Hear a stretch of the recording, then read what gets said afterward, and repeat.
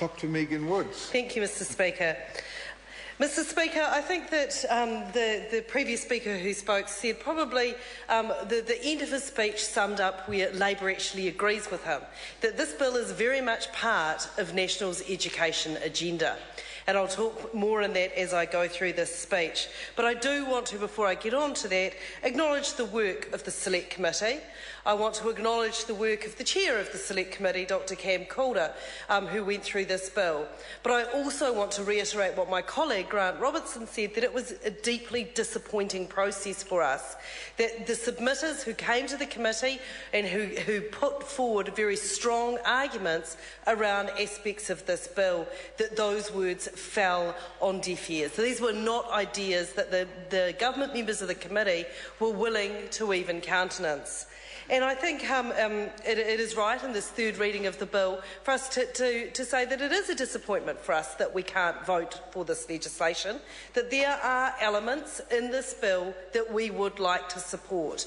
And Dr Calder in his speech talked about one of those elements, and that's about the evolution of the resurrected apprenticeship training scheme in New Zealand being extended out beyond the young people, that the scheme that Labor put in place in the 1990s.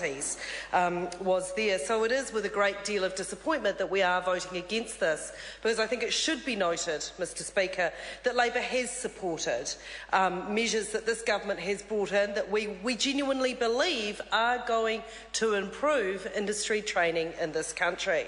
But it is fair to say, Mr Speaker, that we simply cannot support the measures, the fundamental measures in this bill, because we know that they are going to be to the detriment of industry training in this country.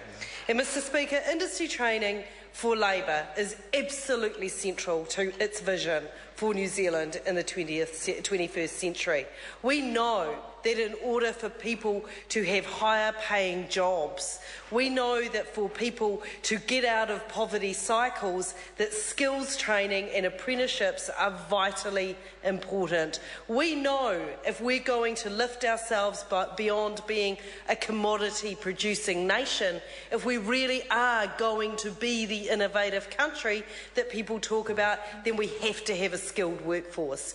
And Mr Speaker, the reason Labor cannot support this bill is because this bill does not deliver that for New Zealand and for New Zealanders. And it is with a heavy heart that we are doing that.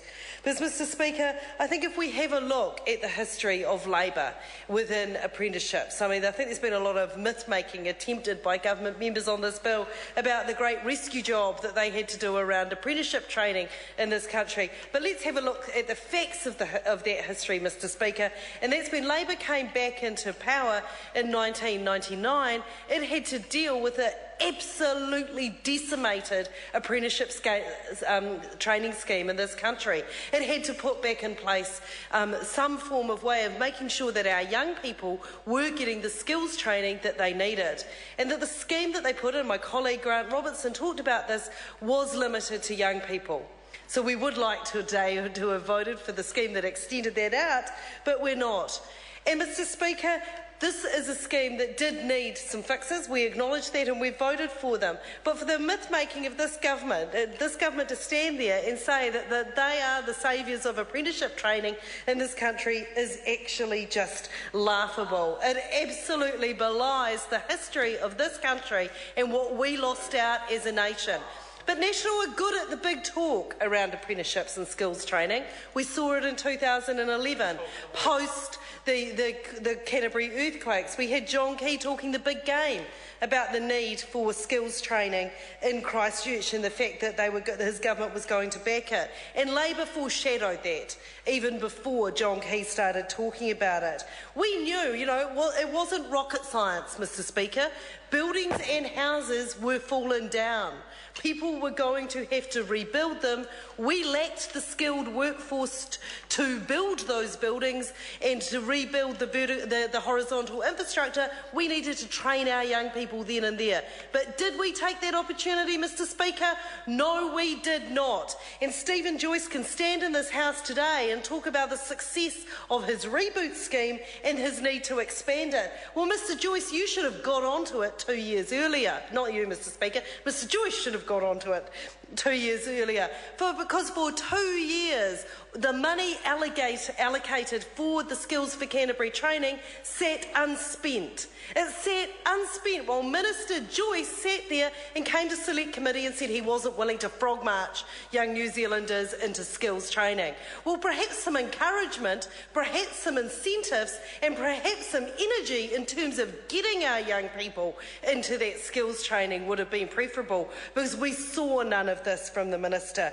And it is an opportunity of a generation that this government has missed. It has let young people down by not acting, and to stand in this House and gloat about their record on skills training in relation to the needs of the Canterbury rebuild is shameful, because it is an area that this government has absolutely failed on.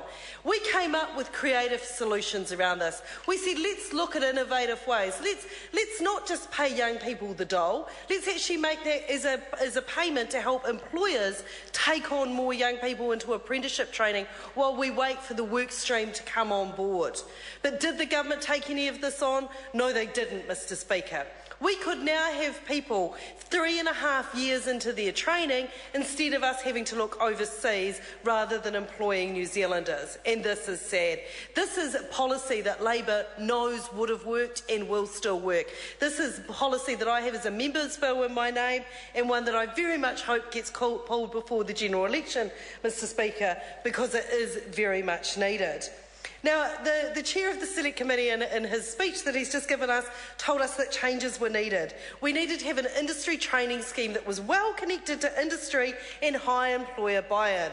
I thought this was a particularly interesting comment from the chair of that committee, Mr. Speaker, given that what we had was employers coming to the Select Committee and telling us they didn't want it. I don't know how he thinks this is buy-in. I don't know how he thinks it's well connected to industry when we had industry coming to the Select Committee and telling us that this wouldn't work, that this wasn't the way for us to do skills and apprenticeship training in New Zealand, that it just wasn't going to benefit the system. So, Mr. Speaker, the words we're hearing in this House today are hollow. They absolutely belie what happened in that committee room and what government members know that they heard from the submitters who came towards the committee. And my colleague Grant Robertson talked about the very lukewarm support that their one supporter of this proposal, Phil O'Reilly, would give it, that it was, damning with faint praise, and as Mr. Robertson said, it was code for please don't do this, it's wrong, it's not going to work. But Mr. Speaker, perhaps one of the biggest concerns for us in this legislation is the ability for non-ITOs to take on a role that has previously been something for industry good. And Mr. Speaker, one of the submitters came to us and told us that if this legislation goes through, we can no longer call it industry training. And I think that was one of the most telling comments I heard in that Select Committee, because this is not a piece of legislation that is about helping industry. This is a piece of legislation that is about helping big business. And Stephen Joyce talked about that in his speech, actually. He thought he was giving us reassurances when he wanted to highlight the fact it was only employers with 40+ employees that could be open to the provisions of taking on the funding and taking over the function of ITOs. Because, Mr. Speaker, this is legislation for the big end of town. This is not about helping small and medium-sized enterprises in terms of their skills and training needs.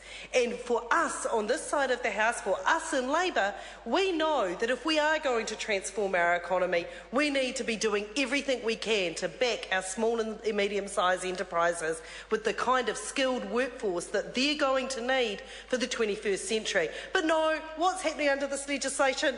Already we're having mates of the government tendering to get in on the funding, and this is for business good now, not for industry good. And it is a sad day for New Zealand industry when we have a government that's willing to look after the big end of town and its corporate mates rather than thinking about what the strategic needs of an industry are and the kind of skilled workforce that we're going to need to drive that. So, Mr. Speaker, Labour is opposing this bill. We wish we didn't have to, because industry training is so important to this country, but this bill simply won't deliver industry training. Mr. Speaker. David Clendon. Thank you, Mr. Speaker.